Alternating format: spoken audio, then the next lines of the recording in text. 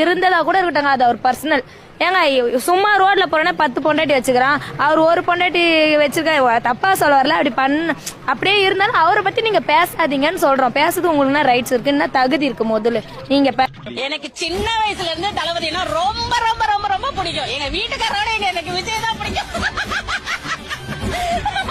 1000 தங்கச்சி இருக்கிறோம், 1000 அக்கா இருக்கிறோம், பொண்டாட்டியா கூட இருந்துட்டு போறமே, பொண்டாட்டியா கூட இருந்துட்டு போறமே, பொண்டாட்டியா கூட இருந்துட்டு போறமே. எங்க தளபதிக்கு நாங்க நிப்போம், யாரு வேணா போட்டுட்டு போட்டு. நான் 26 வருஷமா தளபதி லவ்வே பண்ணிட்டு இருக்கேன். ஸோ தளபதி மாதிரி ஒரு பர்சன்லாம் பார்க்க முடியாது.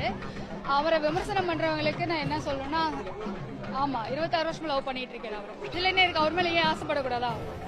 யாருக்கு ஒரு பொண்டாட்டின்னு சொல்லு, குப்பை பேருக்கிற கூட ஒரு பொண்ணு சொல்லிட்டு பாரு 4 பொண்டாட்டின்னு.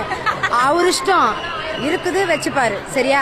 தளபதியோட கார் வந்தாலே 100 பேர் எவ்வளவு பேரு பின்னாடி வந்துகிட்டே இருக்காங்க.